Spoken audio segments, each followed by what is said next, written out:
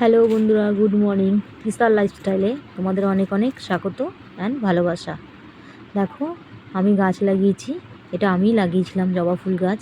এই যে ফুল ফুটেছে, সবেমাত্র হচ্ছে, 4-5টা করে হচ্ছে। এই যে এটা আমাদের তুলসীতলার ওইখানের গাছ। এটা নয়নতারা ফুল গাছ বলে, আর এটা ক্যাকটাস গাছের ফুল। একটু ভিডিও ক্লিপ নেওয়ার জন্য এই যে বিছানা তুলতে চলে এসেছি।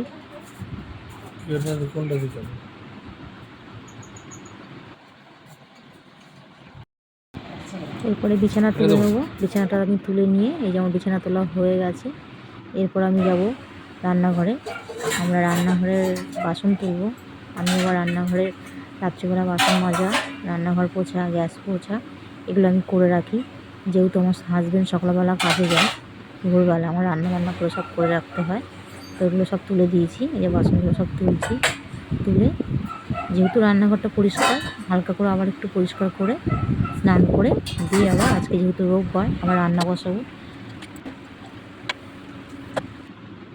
এই তো এখন রান্নাঘরটা আমি পুছবো। রান্নাঘরটা পুছে নিয়ে, মানে মুছে নেব। মুছে নিয়ে দিয়ে বাসি নাইটি ছেড়ে হালকার উপরে চান করে আসবো। বেশি চান করবো না, পরে আবার চান করবো। আমি গরমে অনেক কবার চান করি, 3-4 বার চান করি।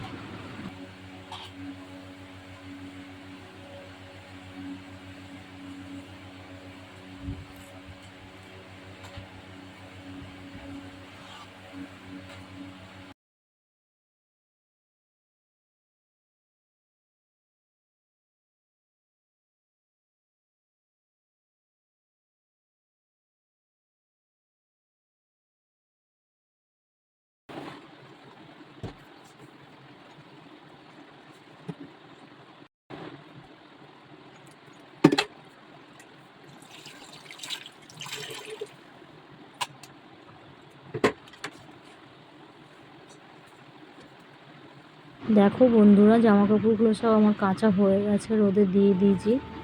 এই তো হালকা করে স্নান করে এসেছি। এসে এই যে দুধ গরম বসিয়ে দিচ্ছি। দুধটা গরম হয়ে গেলে রেখে দেবো জল দিয়ে।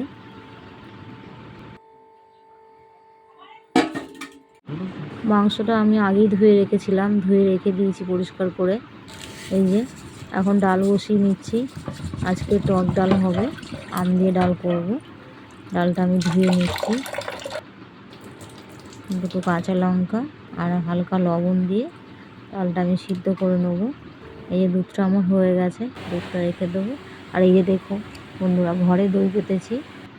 এই দই ছেলে আকার থেকে চলে এসছে, গরম লেগে গেছে, ওকে নুন চিনি জল করে দিলাম।